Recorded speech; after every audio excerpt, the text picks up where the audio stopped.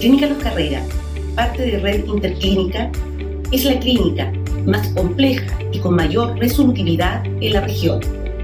Junto a nuestros colaboradores y equipo médico, hemos trabajado por más de 40 años en entregar una salud accesible, confiable y cálida a la mayor parte de la población de esta región y de la zona centro-norte de nuestro país. Día a día hemos ampliado nuestra oferta médica dotando a la región de mayores especialistas y médicos de alta calidad técnica y humana, para que, junto a nuestro nuevo centro médico de imágenes, laboratorio y pabellón, podamos entregar una atención confiable a cada uno de nuestros pacientes. En Clínica Los Carreras estamos para ti.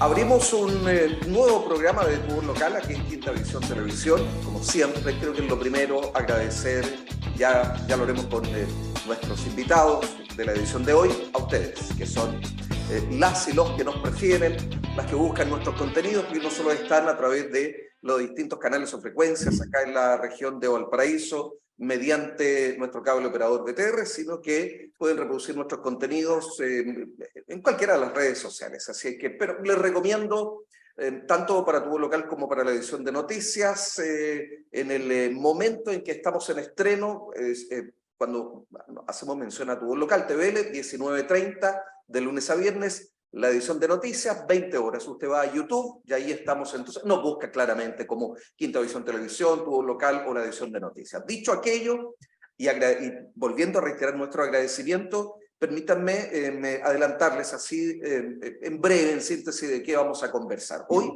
Y es a propósito de la entrega el pasado martes por parte del ministro de Vivienda, Carlos Montes, del Catastro Nacional de Campamentos 2022. Para tal efecto están con nosotros Belén Paredes Canales, Seremi de la Vivienda y Urbanismo. Seremi, ¿qué tal? Un gusto. Hola, un gusto. Saludos, Carlos. Saludos a René también y a Joaquín. Eso, vamos con Joaquín Bustamante, director de la Escuela de Arquitectura y Diseño de la UVM. ¿Qué tal, Joaquín? Hola Carlos, saludos a los auditores, Belén, René, mucho gusto. Bien, pues sí, René lo es. Agradecemos al concejal de Viña del Mar, concejal de C, ¿no es cierto? Creo que le interesa también que lo digamos. Amigo, por supuesto, de este canal. ¿Qué tal, estimado, queridísimo René? Muchísimas gracias, Carlito. También gracias, Joaquín, a Belén, y espero que también nuestros teleaudientes también estén contentos con este debate que vamos a tener hoy día. Sí, porque hay datos para reflexionar, para ver qué es lo que está haciendo el Estado, de qué manera enfrentamos esta carencia cuando hablamos de asentamientos precarios, de necesidad de una solución. Para eso está la política, para resolver los problemas de las personas. Y a ver, muy a la rápida, hay un total de 1091 campamentos, de los cuales, perdón, sí, claro, porque uno es la cantidad de hogares, que son casi 72.000, las que viven en estos 1091 campamentos. Aproximadamente un tantito más de 29.000 son nuevas familias u hogares. Hay 355 de estos 1091 estos son nuevos, y en la región hay 255, 73 nuevos. ¿Qué más podemos decir, Serena? Quiero comenzar con usted. Además de lo que ya señalo así como una cifra muy gruesa. Bueno, Carlos, primero, evidentemente, con esta publicación del nuevo catastro de campamentos, es importante hacer un recuento también de los distintos catastros que han habido durante las últimas décadas, es decir, principalmente que el primer catastro se genera en el 2011, luego en el 2018 se genera una actualización del catastro, y por supuesto que este que se publica ahora en el 2022 es muy relevante porque nos permite tener cifras ajustadas de la realidad actual que vive el país, por supuesto, pero que también vive la región de una manera bien dramática, porque el catastro arroja también de que somos una de las regiones con el mayor número de campamentos y de familias en campamentos. La primera, de hecho. La primera. Y da cuenta también, finalmente, de un número total de campamentos que siguen estando en la región, que son estos 255 campamentos, pero también da cuenta del número de los campamentos nuevos, es decir, aquellos que no estaban en los catastros anteriores y que debemos mirar y considerar y comenzar a intervenir como Estado en aquellos, que son 73 nuevos campamentos. Que en su totalidad, los 255 dan más de 18.000 familias viviendo en campamentos, lo que es un número bastante angustiante, porque todas sabemos las condiciones en las que se vive en campamento en la región, principalmente por las cuestiones topográficas, que tienen que ver principalmente con los malos accesos, falta de servicios sanitarios y, por supuesto, condiciones de habitabilidad que son precarias y que es necesario cambiar. En ese sentido, este repaso de la historia nos hace dar cuenta primero de que la región de Valparaíso lamentablemente siempre ha estado puntera en estas cifras, y entender que si bien ha sido un fenómeno particular estos últimos 2 años a propósito de la pandemia, la crisis económica global, hay que también entender qué rol tenemos como región y qué desafíos tenemos como región en función de los campamentos. Porque no es solo la migración, no solo el fenómeno económico, sino que ha habido una historia de procesos de asentamientos informales que la región debe atender de una manera colectiva. Y eso es súper importante, porque habla también no solo de la vivienda, de la forma en que nos emplazamos en los territorios, sino también de un modelo de desarrollo económico, un modelo de planificación de las ciudades, que va de la mano con esto. No es solo una causa la que genera los campamentos, sino que hay múltiples variables que como Estado y como sociedad, por supuesto, debemos abordar. Y efectivamente tenemos que hacernos cargo. Este es uno de los dolores que tiene nuestro país. Joaquín, para nada puede ser un orgullo, en este caso, estar allí en el podio y ocupar el número 1. Ahora bien, creo que hay cifras que son necesarias colocar aquí en la mesa, no pueden pasar por alto. El 51% de quienes habitan en campamentos son mujeres, 36% migrantes, y un 48% está bajo la línea de la pobreza, y un 25% bajo la línea de la pobreza extrema. Sí, mira, sumar un dato, ¿cierto? El catastro del 2016, Valparaíso tenía 162 campamentos, y ahora tenemos 255. Entonces, si uno mira los datos que acabas de plantear, donde los factores, digamos, que se acentúan, ¿cierto? Donde mayor fuerza adquiere esta inequidad, ¿cierto?, que expresa finalmente el desarrollo de los campamentos, está en torno a las mujeres, ¿cierto?, la vulnerabilidad de las mujeres, ¿cierto?, la capacidad, ¿cierto?, que tenemos todavía, o la falta de capacidad que tenemos de integrar a los migrantes, aparece muy fuerte.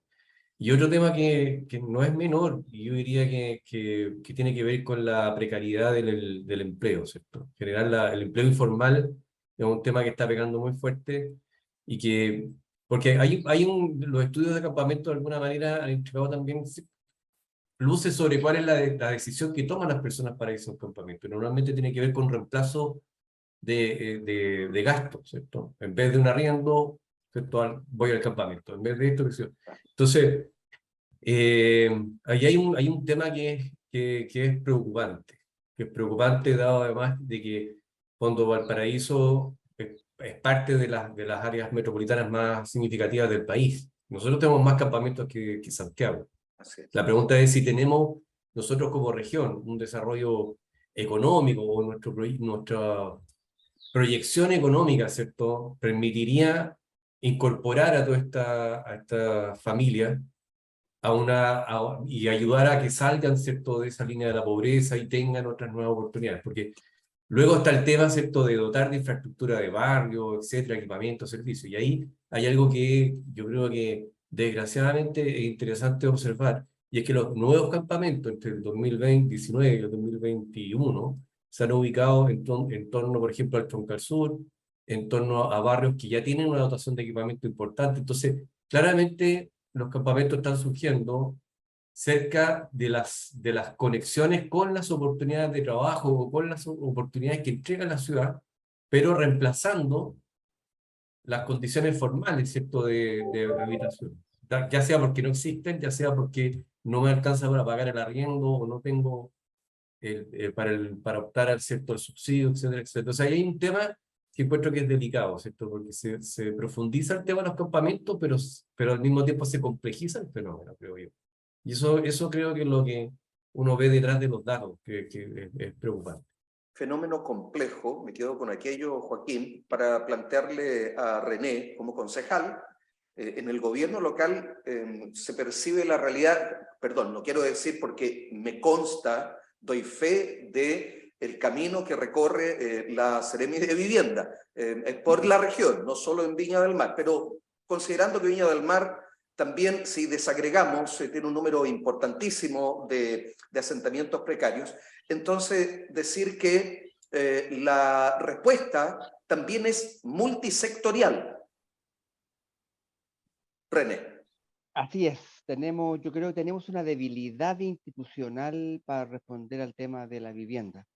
Fíjate que un principal problema que tenemos hace 15 años, 20 años, es que la capacidad de respuesta del actor público, que es el real articulador de todos los procesos, porque claro, están todos involucrados, pero el actor público es el que obviamente tiene el rol de conducir la respuesta a la demanda que existe, con oferta real y concreta. Lamentablemente, la inversión en suelo, la inversión en, digamos, en soluciones no ha ido de la mano con los requerimientos que se han ido teniendo con el tiempo.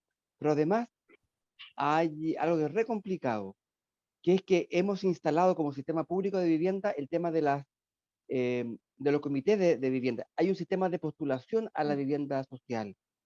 Y claro, cuando pasan 10 años, 12 años, 7 años, en que las personas tienen todos sus ahorros, cumplen todas sus exigencias, y sin embargo no tienen respuesta, la solución más rápida entonces ante el drama es la toma. Y la toma representa la peor respuesta porque se toman terrenos que podrían perfectamente adquirirse por el Estado, pero además se toman y afectan también a gente pobre que ha estado postulando durante 7, 10 o 15 años. Por tanto, hay una falta de eficiencia de respuesta del actor público que para esto es el más importante. Y lo tercero, yo diría también, bueno, y en este tema hay que ser también muy claro, en este tema de necesidad que hay, claro, hay mafias, hay mafias, digamos, que se hacen de terrenos de manera completamente irregular y los venden como si fueran propios, venden los espacios, los aplanan y generan, digamos, todo un mercado completamente que va contracorriente justamente del apoyo que debemos dar como sector público y privado a la demanda de vivienda social. Así que hay un conjunto de elementos que a mi juicio no generan un círculo no virtuoso, sino que un círculo a mi juicio vicioso, y por tanto profundizamos la pobreza, generamos también más necesidades, y si a esto tú le sumas efectivamente que la inmigración ha sido un elemento que no había sido contemplado antes, también generamos otro adicional que a mi juicio nos tiene donde estamos hoy día, como la mayor ciudad, o sea, región con campamentos en Chile. Ojo, 18.000 personas viviendo en condición de campamento de 1.900.000 de la región. Santiago tiene 13.000, pero viven 8 millones de personas. Entonces, no hay relación, digamos. Es completamente lo de Valparaíso y Tarapacá. Ojo, Tarapacá son 9.300 personas de 300.000 que viven. La región de Valparaíso y la región de Tarapacá son por lejos las más complicadas. Sí, sin duda es un fenómeno complejo, y también las soluciones, por supuesto, como ya decía, tienen que ser necesariamente multisectoriales, pero tampoco son sencillas o fáciles con todos estos elementos, con estos ingredientes. Ahora, me quedo con los tiempos hace poco veía a la Seremi de alguna manera hacerse cargo, estando a la cabeza del ministerio, pero no siendo precisamente su gestión la responsable de décadas, ¿no es verdad?, de organización para poder conseguir un inicio de obras y por lo tanto comenzar ya a soñar con el corte de cinta tricolor y tener una vivienda digna. Hay que hacerse cargo y le toca, lo hace con mucha valentía además, lo digo, pero tiene que ver mucho aquí con el cansancio, con la falta de fe, finalmente, Seremi, del sistema.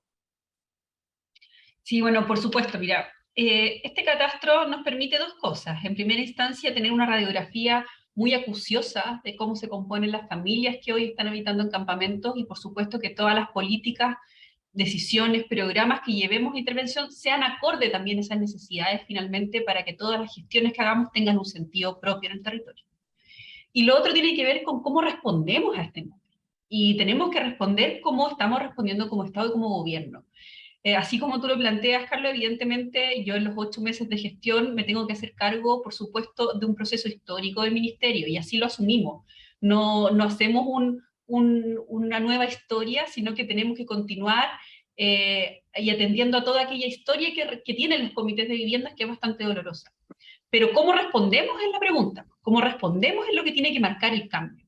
Y tenemos que responder principalmente dando cuenta que el Estado debe recuperar su rol en la producción de vivienda. El Estado debe retomar la posibilidad de ofrecer viviendas que sean en un tiempo breve para las personas.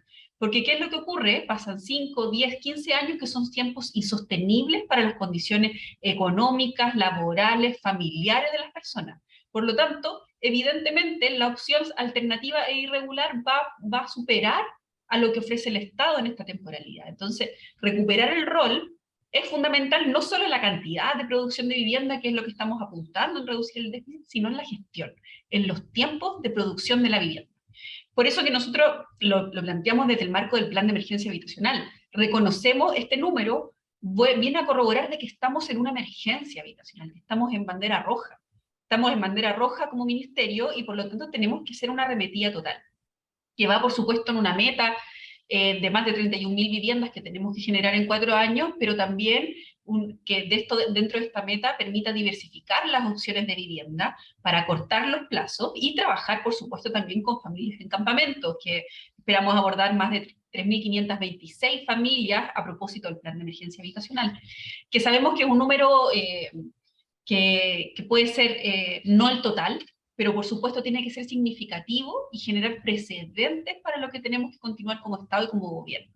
Eso es fundamental. Si no recuperamos el rol, finalmente vamos a dejar a los comités de vivienda actuando solos o medianamente acompañados, con un mercado desregulado también del proceso de vivienda, que no permite que las personas se sientan acogidas, y que permita finalmente que cuando generamos una primera piedra o un corte de cinta, solo sean transmisiones del dolor del proceso. Y no queremos eso. En realidad queremos que sea un proceso exitoso, que tenga orientaciones claras y que tenga tiempos claros. Hoy día las personas, cuando comienzan un comité de vivienda, no tienen claro cuándo van a obtener su vivienda definitiva, y eso no puede ser.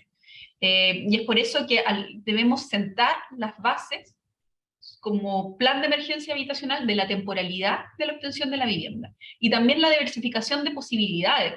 Actualmente este dato también muestra que hay mujeres que necesitan con urgencia habitacional, que hay migrantes también que necesitan urgencia habitacional, y para eso también tenemos que poner a disposición la oferta flexible que está generando el Estado también a propósito de la vivienda pública. Es decir, tenemos que ofrecer espacios de vivienda transitorios a la vivienda definitiva, porque es necesario, hay grupos que tienen necesidades inmediatas, atenderlos en viviendas transitorias, en vivienda pública, que estamos generando en conjunto con los municipios, en llamados vigentes del ministerio, para que no se produzca que la emergencia signifique inmediatamente ir a vivir a un campamento o una toma, sino que exista, que el Estado dé soluciones no solo a propósito del subsidio de arriendo, sino que de una vivienda en la que pueda albergar a una familia en una situación compleja. Creemos que diversificar estas opciones finalmente va a permitir también de que demos una respuesta en un corto plazo, y que por supuesto también permita hacer un trabajo que debe ser multisectorial. O sea, esta acción, si bien está liderada por el ministerio, como debe ser, y asumimos con toda responsabilidad también la historia del ministerio y de la vivienda en Chile, tiene que ser una acción multisectorial, en que tenemos que comprometernos todas y todas en el proceso, porque para agilizar, por supuesto, un proyecto de vivienda no pasa solo por la aprobación del equipo técnico del Serviu, sino que pasa por múltiples sectores, múltiples departamentos, y por supuesto el trabajo colaborativo con los gobiernos locales. Así es. Cuando hablamos de asentamientos precarios, Joaquín, las condiciones también lo son. Por cierto, uno ve de todo, claramente, como de alguna manera lo deslizaba allí, de segundas viviendas, algunos personajes que que de verdad dan ganas de confrontarlo y decirle hay quienes tienen una situación, un detrimento en sus condiciones en la vida, y a ese habría que, como Estado, ir a abrazar a esa persona y darle una solución pronta, y no a aquellos que pudieran aprovecharse. Yo entiendo claramente que nadie quiere vivir, porque si son precarios, las condiciones no son dignas. Perdón, y alguien se podría preguntar, bueno, ¿y por qué llegan a los campamentos? Y hay razones acá en el catastro. Dice, el 55% declara que por bajos ingresos en el hogar y un 47% por el alto costo de los arriendos. Y esa es una verdad en tiempos difíciles, y qué decir los próximos que vienen. Sí. Mira, el tema de los campamentos, yo creo que Belén explicó bien, ¿cierto? Lo que implica el plan de emergencia habitacional, lo que es dotar de una infraestructura y una infraestructura de vivienda, ¿cierto? Transitoria, para poder salir de una situación X a una situación Z, ¿cierto? Es un tema, una cuestión que hay que abordarlo con urgencia. Eso estamos claros, y creo que el plan va en la dirección correcta. Por otro lado, los catastros permiten, digamos, perfilar y definir con claridad un diagnóstico, ¿cierto?, de quiénes están ahí, qué características tienen, ¿cierto?, y qué políticas sociales y económicas uno podría focalizar, ¿ya? Y por lo tanto, en esa integración que habla René, creo que es posible, ¿cierto?, en una buena coordinación, focalizar en los campamentos, sobre todo acá en Viña Valparaíso, que es donde es más crítico, una acción pública, ¿cierto?, exitosa. Pero yo creo que la gran pregunta es sobre la localización. ¿Dónde están ubicados los campamentos? ¿Ya? Porque, insisto, aquí hay un punto, y quizás lo voy a decir con cierta ironía, ¿no? ¿Cierto? Los campamentos del 2019 al 2021 están bien ubicados, en algunos casos.